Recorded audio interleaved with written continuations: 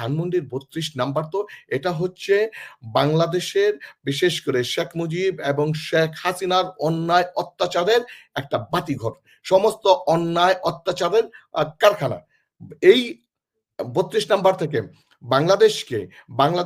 বাংলাদেশ বিরোধী চক্রান্ত, দেশ বিরোধী চুক্তি থেকে শুরু করে অন্যায় অত্যাচার, জুলুম, নির্যাতনের সমস্ত সিদ্ধান্ত এখান থেকে আসতো। আওয়ামী লীগ মানি হচ্ছে ধর্ষণ লীগ। আওয়ামী লীগ মানি হচ্ছে এই ধর্ষণের সেঞ্চুরি করা। জাহাঙ্গীরনগরের ধর্ষণের সেঞ্চুরির কথা আপনি জানেন না? গত ১৫টা বৎসর যে তারা বাংলাদেশে যে পরিমাণ ধর্ষণের আওয়ামী লীগ দুর্বৃত্তরা অস্ত্র নিয়ে ছাত্র জনতার উপরে গুলি বর্ষণ করেছে। আমি আপনার এই শোর মাধ্যমে প্রফেসর ইউনূস সরকারকে আহ্বান জানাতে চাচ্ছি, অনতিবিলম্বে গাজীপুরে যারা অবৈধ অর্থ এবং অস্ত্র ব্যবহার করে ছাত্র জনতার উপরে আক্রমণ করেছে তাদের প্রত্যেককে বিচারের মুখোমুখি করে দৃষ্টান্তমূলক বিচারের ঘোষণা দেওয়া হয়েছে এবং গুলি করা হয়েছে। তার মানে যে অবৈধ অস্ত্রগুলো রয়েছে তাদের কাছে, সেগুলো এখন পর্যন্ত 6 মাসে উদ্ধার করতে সক্ষম হয়নি সরকার বা স্বরাষ্ট্র মন্ত্রণালয়। আমি এই পয়েন্টটাতে আসতেছিলাম যে দেখেন, এখানে শুধু অস্ত্রের বিষয়টা আপনি শুধুমাত্র গুলি আর অস্ত্র বললে ভুল হবে। বিগত 15 বছরে বাংলাদেশকে লুটে পুটে চুষে তারা যে পরিমাণ অর্থ ইনকাম করেছে তাতে তো অনেকের বাসায় তো এক একটা করে ব্যাংক বানিয়ে ফেলছিলেন। আমরা দেখেছি না আমুর বাসায় কত নগদ টাকা পাওয়া গেছে। এক একজনের বাসায় যে ব্যাংক, তাদের হাতে তো প্রচুর নগদ অর্থ রয়েছে। আর বাংলাদেশের মানুষ খুব দ্রুত ভুলে যায় এবং খুব লোভী মানুষ।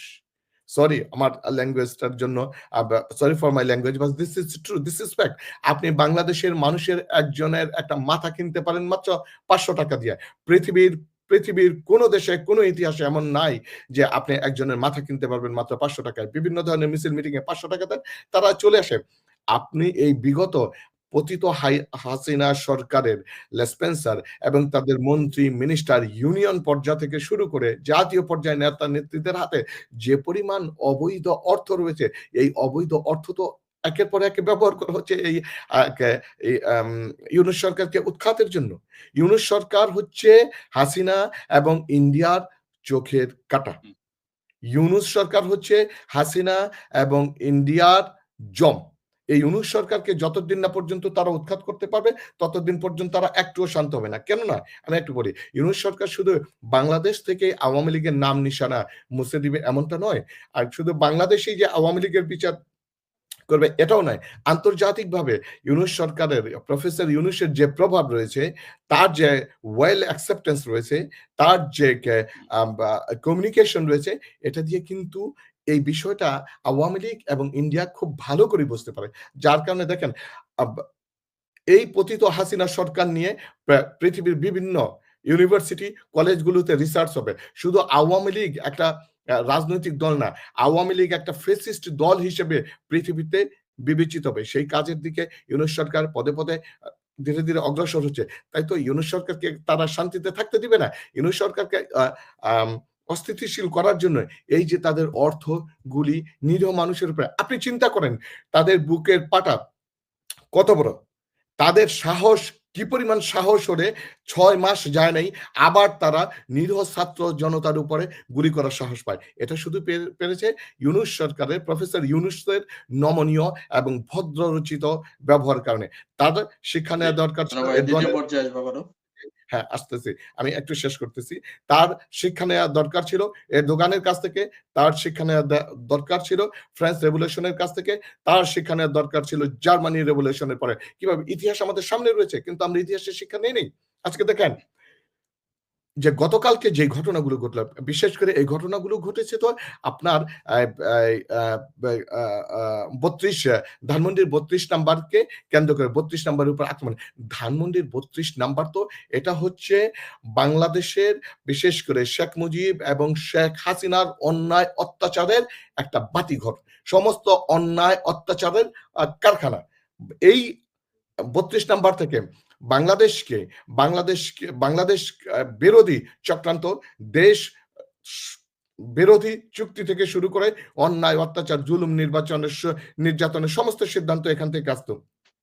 এটার উপরে আক্রমণ করার পরেই ছাত্র জনতা যখন বুঝতে পেরেছে এই ৩২ নাম্বার এর উপরে তারা ছাত্র জনতা এই ৩২ নাম্বারের ইতিহাসকে যখন চ্যালেঞ্জ করেছে, যখন ইতিহাসকে চ্যালেঞ্জ করেছে তখন তারা এটা আপনি একটু চিন্তা করেন যে একটা বারের জন্য তারা অনুতপ্ত নয়। গত ১৫ বৎসর বাংলাদেশের উপর যে জুলুম, নির্যাতন, আয়নাঘর, গুম, খুন, শেয়ারবাজার লুটপাট করছে তার জন্য একটু তারা অনুতপ্ত নয়, একটু তারা ক্ষমা পর্যন্ত চায় না। বরং একের পর এক উস্কানি দিয়ে যাচ্ছে।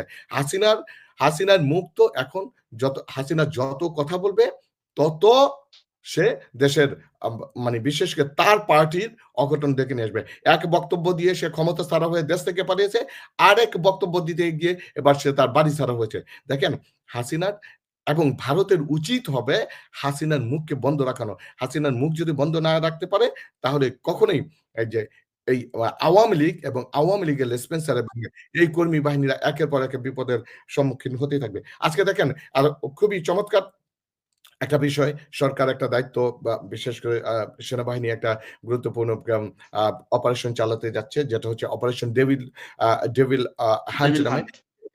যে এই যে আওয়ামী লেসপেন্সার যে পারপিট্রেটর রয়েছে যারা এই যে বিগত দিনের যে গুম খুন এবং অন্যায় অবৈধ অর্থ এবং গুলি যে সাধারণ জনতার উপরে তাদেরকে ধরার খুঁজ বের করার জন্য তারা চিরুনি অভিযান চালাবে এবং তাদেরকে খুঁজে বের করা এবং বিচারের মুখোমুখি করা এটা তো সময়ের দাবি। এটাকে কখনো অস্বীকার করা যাবে না। তাই আমি বলবো যে দেখেন যে আজকে এই গাজীপুর নিয়ে যে ঘটনাগুলো ঘটছে এই ঘটনা মোজাম্মেল হকের উপরে এত মানুষের ক্ষোভ আক্রোশ কেন?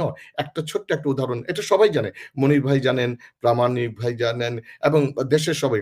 আপনি দেখেন স্বাধীনতার পরে নববধূ, আপনি একটু চিন্তা করেন মানুষ কি পরিমাণ সাইকোপ্যাথ হলে, কি পরিমাণ ডিমোরাল মানে ইমোরাল হলে, কি পরিমাণ পশুত্ব মনের ভিতরে থাকলে একটা নববধূকে বরযাত্রা থেকে তুলে নিয়ে টানা ৩ দিন ধর্ষণ করে তাকে হত্যা করে, সেই বরকে হত্যা করে আবার সেনাবাহিনীরা যখন এই মোজাম্মেল হককে করে যে গ্রেফতার করে আটকায়, তখন শেখ মুজিব তার সাফাই গায় যে তাকে ছেড়ে দিতে বলে। আওয়ামী লীগ মানি হচ্ছে ধর্ষণ লীগ। আওয়ামী লীগ মানি হচ্ছে এই ধর্ষণের সেঞ্চুরি করা। জাহাঙ্গীরনগরের ধর্ষণের সেঞ্চুরির কথা আপনি জানেন না? গত ১৫টা বৎসর যে তারা বাংলাদেশে যে পরিমাণ ধর্ষণের